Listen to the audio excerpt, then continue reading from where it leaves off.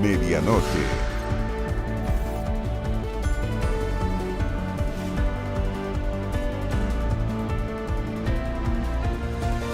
El presidente de la República, Gabriel Boric, instruyó la expulsión de los ciudadanos extranjeros involucrados en la agresión contra un grupo de carabineros en Puerto Montt. En su primera actividad durante la gira en la región de Antofagasta, el mandatario condenó los hechos de violencia contra uniformados, asegurando que son actos que no se van a tolerar. Por ello, ordenó aplicar el artículo 132 de la Ley de Migración para proceder con la expulsión de los migrantes que golpearon a carabineros en la región de los lagos. Registros que se dieron a conocer durante el fin de semana. Además, expresó el presidente Boric sus condolencias por la muerte del sargento Carlos Retamal, lo que catalogó como un asesinato vil y cobarde. Cuando el día termina, comienza medianoche. Medianoche. Y nos acompaña Jorge Burgos, exministro del Interior, de Defensa, ex subsecretario del Interior, que me imagino que tenía relación muy cotidiana con las policías, porque esa era parte del trabajo intenso que hacía. Jorge, buenas noches, gracias por estar aquí. Buenas noches, Matías. 942 funcionarios heridos en funciones en lo que va del año. 5 funcionarios que han muerto en actos de servicio, de ellos 3 han sido asesinados directamente. 5 de los 3, no 3 más. Las cifras, yo no sé si tenemos del regreso de la democracia algo así. Muertes de carabineros, donde se revela entonces que hay muy poco respeto a la labor que hacen. Sin duda, es una situación dramática. Dramática, no solo dramática para las autoridades políticas, es dramática para todos quienes vivimos en este país. O sea, nosotros no podemos cruzarnos de brazos frente a el crecimiento de la violencia, del uso de las armas, del irrespeto a la autoridad. Yo creo que eso es súper complicado y podremos tener una gran constitución, podremos tener TPP-11, podremos tener muchas cosas que vuelvan a enreglar al país. Bienvenida. Pero si no somos capaces de controlar el orden público, de crear o de recuperar el principio de autoridad en la calle por parte de las policías, tenemos un problema gravísimo, gravísimo. Por eso, no me lo ha preguntado, pero como en la introducción usted hizo mención a la actividad del presidente Boric, creo que en el norte, ¿no es cierto? Sí, sí. Me parece bien importante que haya expresado con claridad la acción que debe tomarse frente a aquellas personas que vienen a Chile y en vez de venir a trabajar o a intentar mejorar sus condiciones de vida del país de origen, vienen a delinquir. Cualquier tipo de delito. Expulsión. Me parece bueno porque las palabras crean realidad. Y este es un gobierno que tenía vedado hablar de expulsión.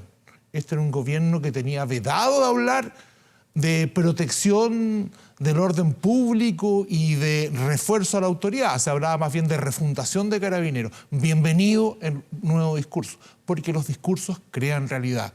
Entonces, en vez de quedarme en un pasado complejo en estas materias, enredoso, agitación, yo tomo, desde el punto de vista ciudadano, positivamente este nuevo discurso, porque da cuenta de que a poco andar se asume que no hay sustituto al orden público, no hay sustituto a la labor de gobierno en estas materias.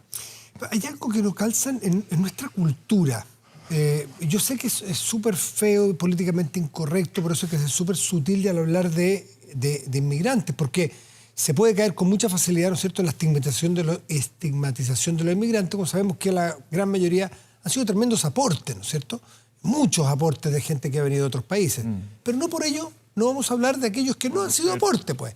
Hay que ser valientes. Entonces, pero hay algo que culturalmente no me calza, porque sigue, yo puse anoche, cuando supimos la muerte, que nos dolió a todos muchísimo, nos sorprendió aquí al aire, yo decía, cuando tenemos niños chicos y vamos a la salida del estadio o vamos a una plaza pública y hay muchos, ¿qué le decimos a los niños de repente? Entonces, si te pierdes, acércate a un carabinero.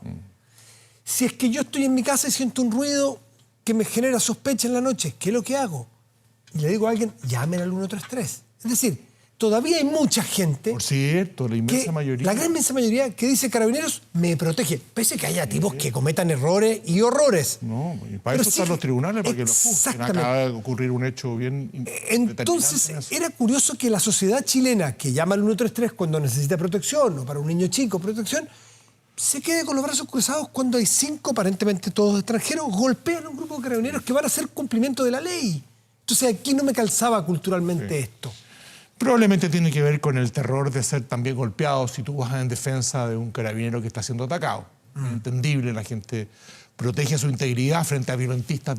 Mira, si son capaces de pegarle a un carabinero, ¿cómo no le va a pegar a un simple vecino? Es que no me refiero, Jorge, solamente a quien estaban mirando y grabando y no se acercaban, sino que la sociedad, a través de sus medios de comunicación, sus autoridades, no se tiren como llenas sobre estos tipos que agreden a carabineros. Hoy está cambiando eso, el propio discurso que hablábamos. Mira, fíjate que a propósito, porque me tocó ver en un medio electrónico un minuto de la intervención del presidente y después, o antes probablemente, el presidente habló una vecina de un lugar donde estaba, que era un lugar de mucho esfuerzo, daba cuenta de todas las cosas que habían hecho, pero su primera consideración fue: necesitamos, presidente, más presencia de carabineros. A propósito de lo que tú dices, la presencia de carabineros sigue siendo una demanda de los ciudadanos, porque los chilenos, más allá de los malos momentos que vivió Carabineros, que los vivió, claro, sigue entendiendo que la protección de esa institución es básica para vivir más seguro. Y eso tiene que ser respondido por las autoridades. Las autoridades paralelamente pueden hablar de modernización, pero coetáneamente con eso tienen que respaldar a las fuerzas policiales en los discursos, en los hechos, en los dichos. Me parece que la ministra Tobá ha hecho una buena cosa en ese sentido, en el sentido de señalar que es básico ese respaldo y estar presente. Lo digo con esperanza, porque mira, aquí hay muchas cosas para hacer, para salir de este intrínculo en que estamos, que es muy delicado. Ya lo hablamos al comienzo, los efectos que puede tener. Y eso requiere, no voy a usar la frase manida, pero es cierto, un gran acuerdo de todos los actores. Tenemos que entender que una situación en un país donde las fuerzas policiales no son respetadas, respecto de la cual se puede actuar como se está actuando, es un país que está en una situación imposible, en una situación de anomia. Eso hay que ponerse encima, tomar medidas, respaldar, menos impunidad. Qué bueno que desde la autoridad se diga hoy día, ojalá que todos respondamos con el mayor rigor de la ley, los tribunales también. También hay que romper esa sensación de que el garantismo lleva a tal extremo que personas que han cometido delitos gravísimos, mientras no se condene, pueden estar en libertad. Por ahí hay algunos proyectos que limitan brutalmente la prisión preventiva. Por favor, eso sería una señal desastrosa a los delincuentes. Lo del garantismo es un temazo, que en algún momento va a tener que sentarse a discutir, como nos acordamos que se discutió con tanta profundidad la reforma procesal penal, que muchos dicen que de ahí viene un sistema más garantista. No soy experto y a lo mejor tú tienes una opinión al respecto, un análisis al respecto. Pero sobre este garantismo también habría que entrarse a sentar y conversar con seriedad. ¿Hay más garantismo del que te parece prudente por los tiempos que corren? Yo creo que la reforma procesal penal, es largo el tema, respondió a una cuestión indispensable. Nosotros teníamos un proceso penal que no era un debido proceso. Era un proceso inquisitivo, puro, donde una sola persona acumulaba investigación y condena. El que investigaba acusaba. Exacto. O sea, condenaba. Me ha hecho una buena corrección sin querer. Investigación, acusación y condena. O sea, una trilogía. Eso cambió y cambió para bien. Pero también no podemos, frente a una delincuencia cada vez más organizada, todos tenemos que entender, todos los que tienen roles, los que hemos tenido roles en los distintos poderes del Estado, en la persecución penal, en la acción política de seguridad pública y en los tribunales, que si no hay señales categóricas de que el que la hace la paga, estamos en un problema grave. En un problema grave. Porque tenemos, tú insinuaste un tema súper delicado, el tema emigración delito. Mira, las cifras hasta hace poco no indicaban, hasta hace 2 o 3 años, según las que yo leía, que el aumento importantísimo de la migración de países cercanos hubiera significado un aumento correlativo de la delincuencia. Tengo la impresión que en el último tiempo eso ha variado. Los porcentajes algunas cosas que he leído de los distintos datos que hay. Desgraciadamente hay datos por todas partes y no una sola cifra. Otro problema que tenemos, el Banco Unificado de Datos aún no funciona en un país que tiene clave única para todo, pero no tiene Banco Unificado de Datos en materia delictual. Indican un aumento en delitos graves de participación de personas que han entrado. Probablemente son las personas que han entrado en el último tiempo ilegalmente. Está bien pensar en expulsión del delincuente, pero también tenemos que tener la capacidad de prohibir el ingreso de personas que vienen o indican los antecedentes que vienen a delinquir. Los ingresos ilegales muchas veces vienen acompañados de esa lógica. Y en eso creo que todavía está una situación de mucha debilidad en la frontera norte, ¿no? Frontera Norte, me mencionas tú, el presidente de la Asociación de Fiscales el día domingo nos dio una cifra que quedamos bastante helados porque no la conocíamos. Si el promedio de homicidios cada 100.000 habitantes en Chile en 2010 eran 2,5 aproximadamente, claro, hoy estamos en 5,5 aproximadamente. En el norte. No, Chile promedio. En el norte, 20. En el norte, en las dos regiones del norte, en Arica, Parinacota y en Tarapacá, es 4 veces más que en el promedio del país, y están radicadas en las dos regiones del norte. Por eso se explica la angustia de los chilenos y chilenas que viven en el norte, pues. Es una cifra dramática, muy preocupante, pero que mira, si los que diagnostican el problema, este fiscal que tú me mencionas, hace 15 días atrás la vocera de la Corte Suprema dijo que el Estado de Derecho estaba en jaque. Y el subsecretario del Interior, la persona probablemente desde el punto de vista político con más cotidianidad en la lucha contra el delito, dijo que tenía razón la vocera, pero que el problema había empezado antes. Bueno, para mí es secundarios. ¿Ah? O sea, tenemos el problema. Si tenemos un problema que el Estado de Derecho en materia por el crimen está en jaque, bueno, tenemos que actuar en esa situación. ¿Eso está actuando? ¿Tú ves Mira, acción? yo no quiero reiterar, pero veo los discursos que en realidad me parece importante lo que pasa. Segundo, creo que hay que tomar medidas. Si hay alguna cuestión esencial, yo no soy experto, pero que hemos tenido experiencia en esto, sobre todo si hay certificación o la sensación de que el crimen organizado está más organizado y es mayor, es tener la capacidad de anticiparse al delito, de predecirlo, de ser predictivo. Y eso requiere mucha inteligencia. Yo creo que ahí estamos muy piluchos. La orgánica de inteligencia de este país está pobre. Lleva muchos años. Hay que crear condiciones. Mira, la Agencia Nacional de Inteligencia, que tiene a veces una buena coordinación, tiene una planta de 120 personas. Entonces, con los límites o con los bordes, como está de moda decir, tenemos que tener capacidad predictiva del delito de gran nivel. Nosotros somos víctimas hoy día de delitos que no conocíamos. ¿Ah? Jorge, lo último, tú dices, no soy experto en inteligencia, pero sí te tocó la cotidianidad de la acción contra el delito. Por lo tanto, conoces de procedimientos, conversabas con las autoridades de Carabineros en su momento y las policías en general.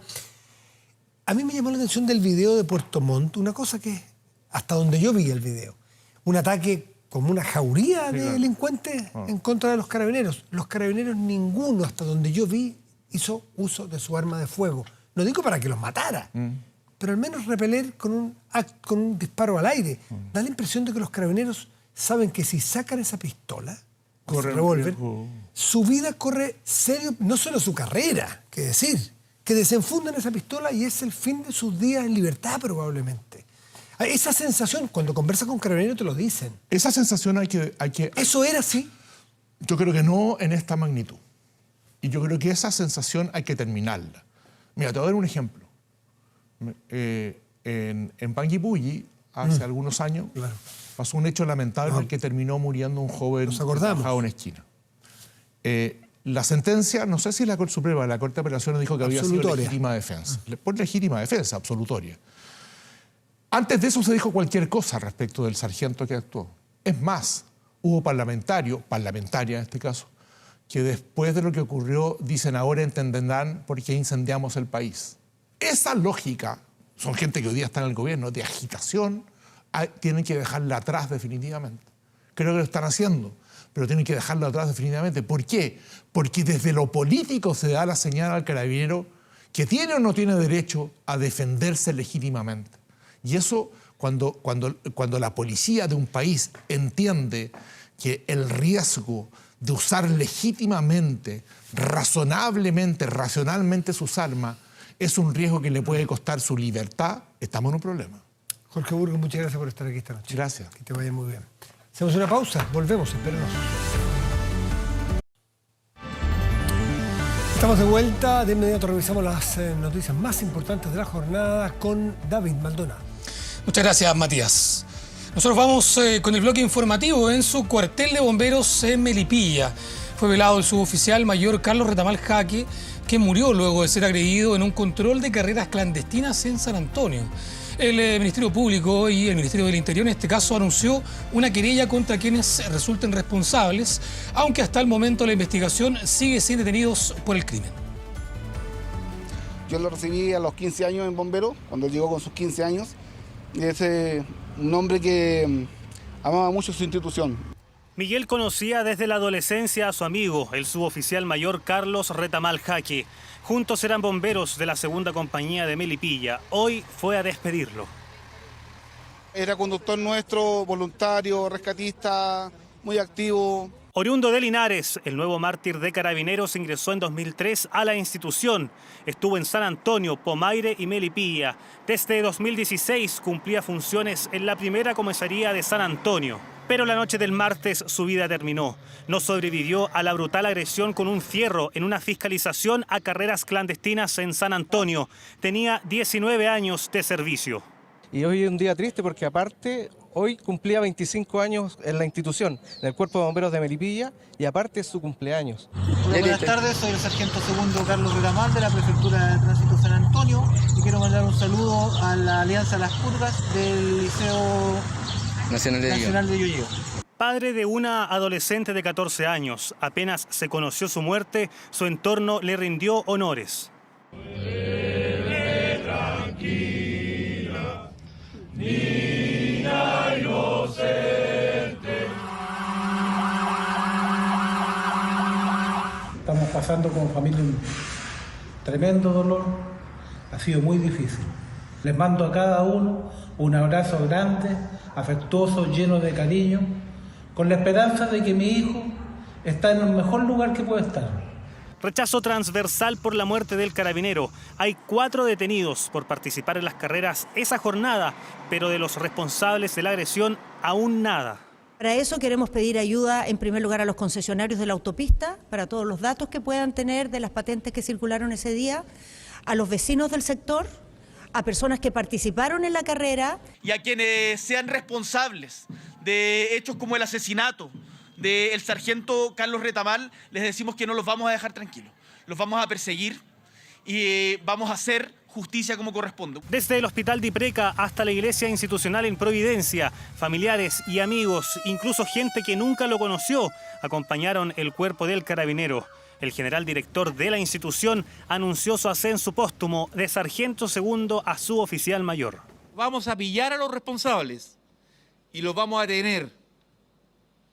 Porque sabemos que hay información, porque sabemos que se están poniendo de acuerdo, pero los vamos a ubicar, de tal manera que esto no quede impune. La actual legislación castiga con las penas más altas el asesinato de un policía. La UDI presentó un proyecto que busca eliminar la proporcionalidad del uso de la fuerza para que carabineros en servicio puedan usar su arma en caso de ataques. Si un carabinero es atacado con un fierro, que el carabinero pueda disparar y tenga todas las garantías de que va a tener respaldo institucional, judicial y político. Tenemos que resguardar los derechos humanos y la integridad de las personas y me parece que este proyecto de ley se aleja totalmente de lo que significa hoy día una sociedad democrática y una sociedad que resguarda la integridad y la vida de las personas. Yo creo que no pasa por pedir más atribuciones. La pregunta que me hago yo, ¿dónde están los 29 personas que agredieron a esos carabineros? ¿Están libres, están detenidos, están cumpliendo alguna medida restrictiva o están en libertad?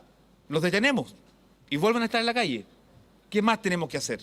Desde el 4 de octubre está vigente la ley que sanciona las carreras clandestinas y que puede suspender la licencia de los conductores imputados. A esto se suma una querella anunciada por el Ministerio del Interior.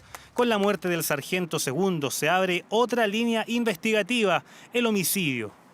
El cortejo fúnebre llegó durante la tarde a Melipilla. Fue recibido por voluntarios de la comuna y está siendo velado en su cuartel bomberil, la segunda compañía. Hemos decretado duelo comunal por 2 días. Efectivamente, esto ya se formalizó el día de hoy. Con esta herramienta el carabinero fue agredido. Es la evidencia en manos de la policía que servirá para encontrar a los agresores. El suboficial mayor Carlos Retamal Jaque murió un día antes de cumplir 41 años. El funeral del mártir 1229 de Carabineros será este jueves y su cuerpo descansará en el mausoleo de bomberos del cementerio municipal de Melipilla.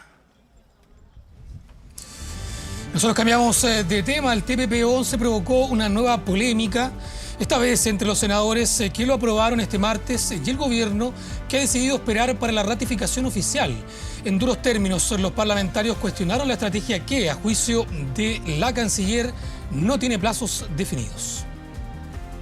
Así como el gobierno respetó y ha respetado la decisión del Senado, ahora le toca al Senado respetar la decisión del presidente.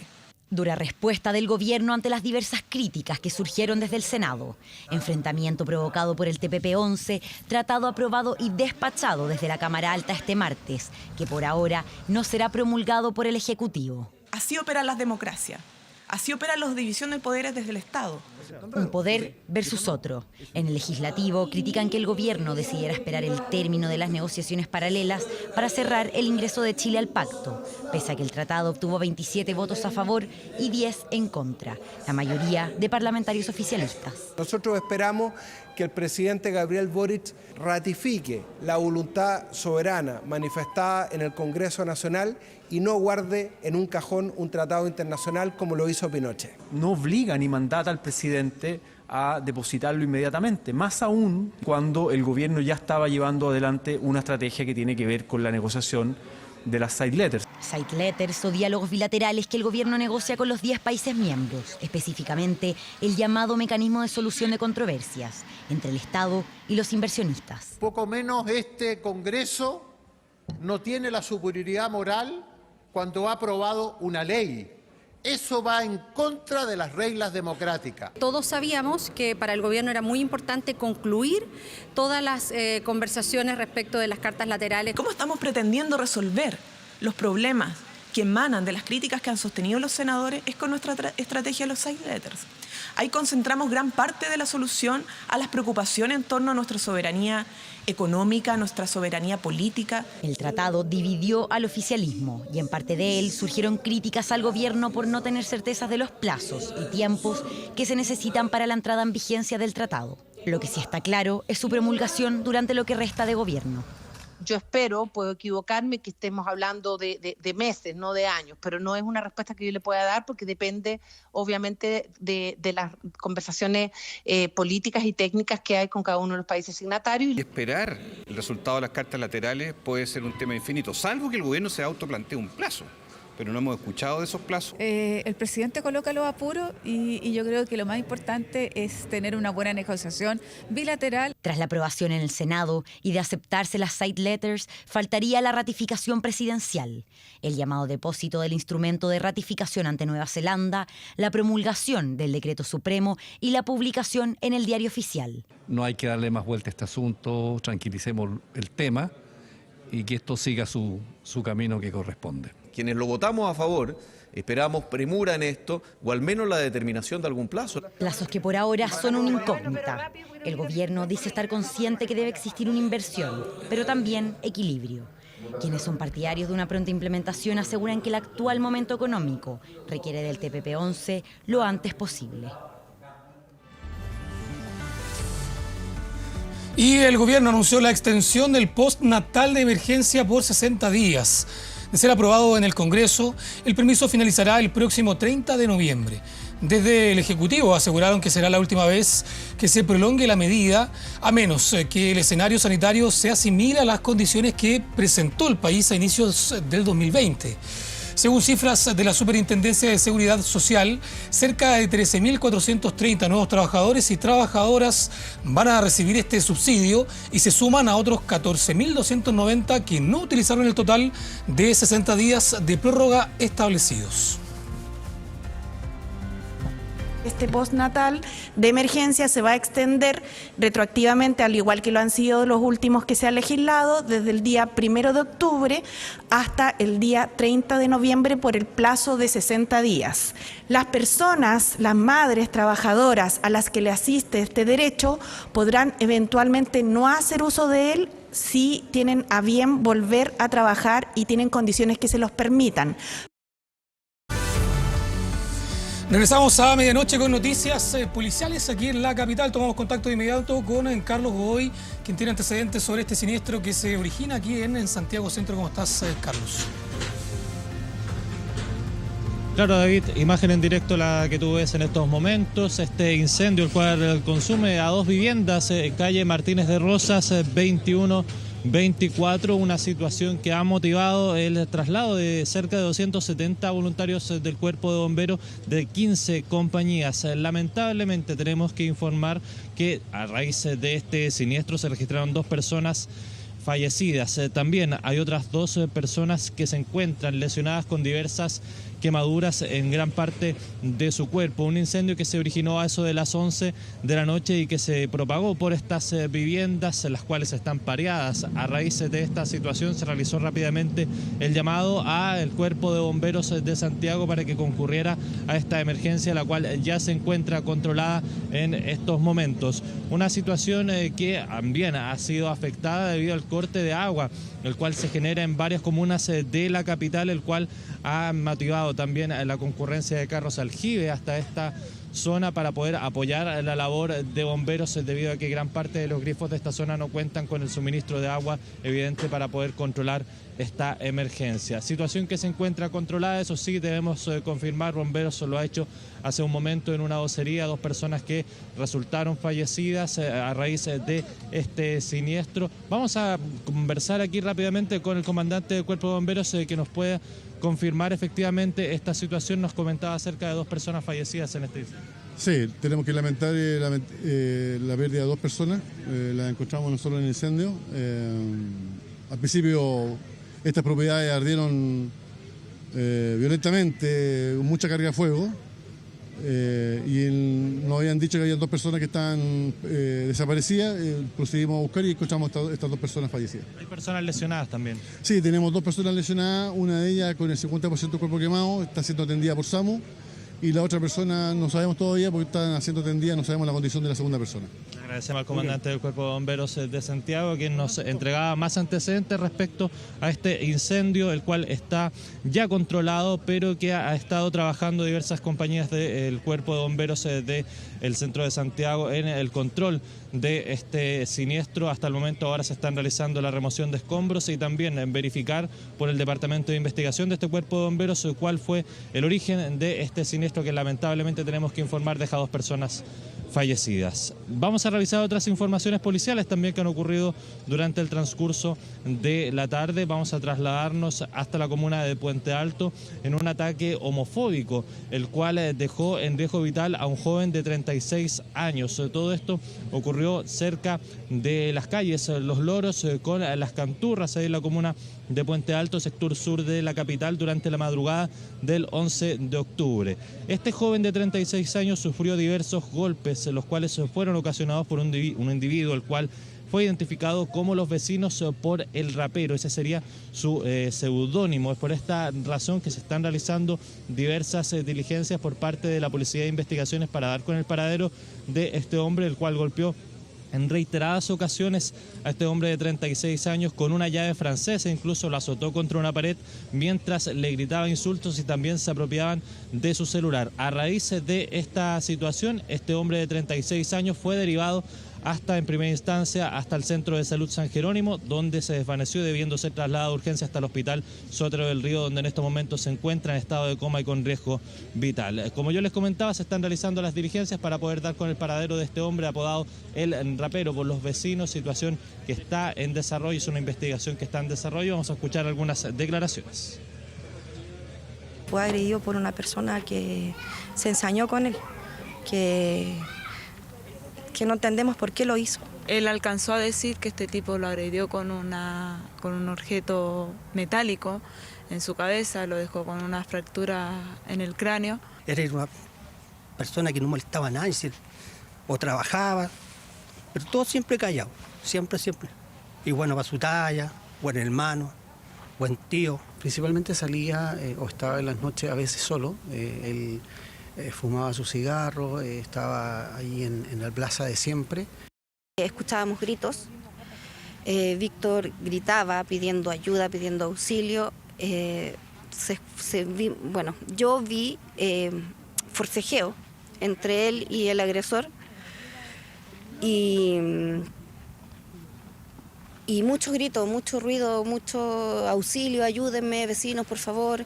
De acuerdo a las primeras indagaciones, esta agresión habría sido con el objetivo de sustraer un teléfono celular de la víctima, situación que hasta el momento se encuentra en proceso de verificación.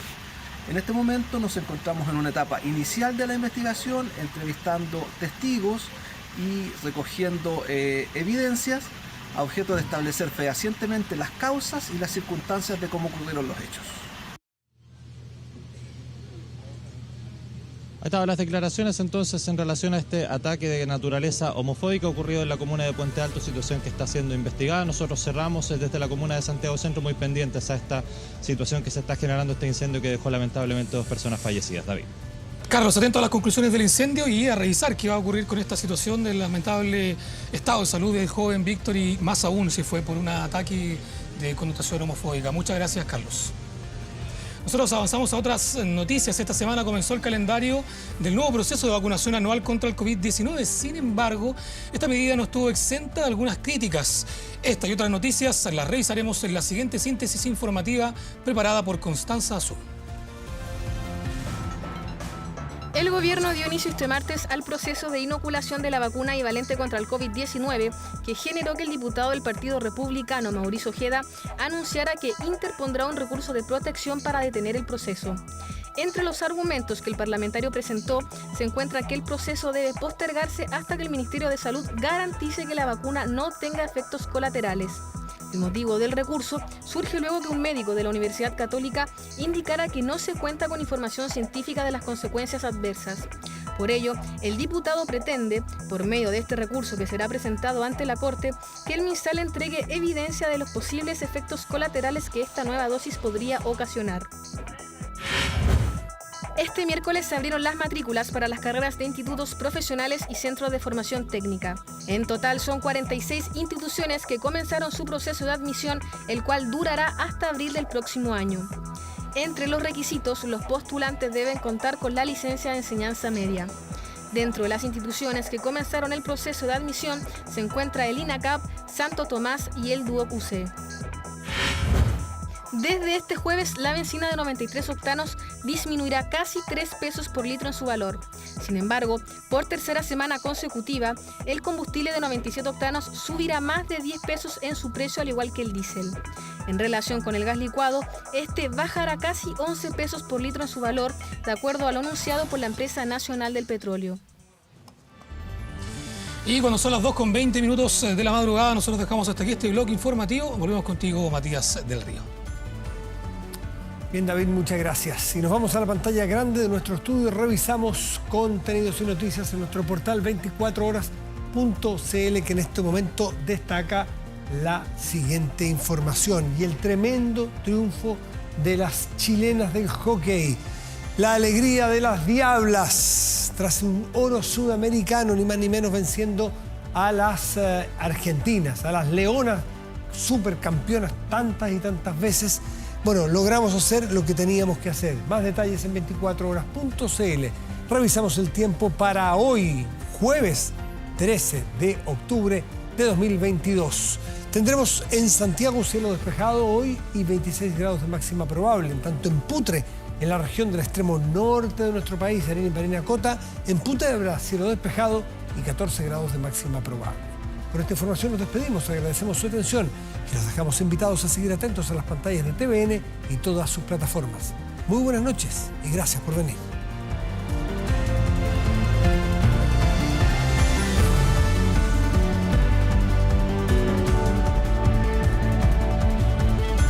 Hemos presentado Medianoche.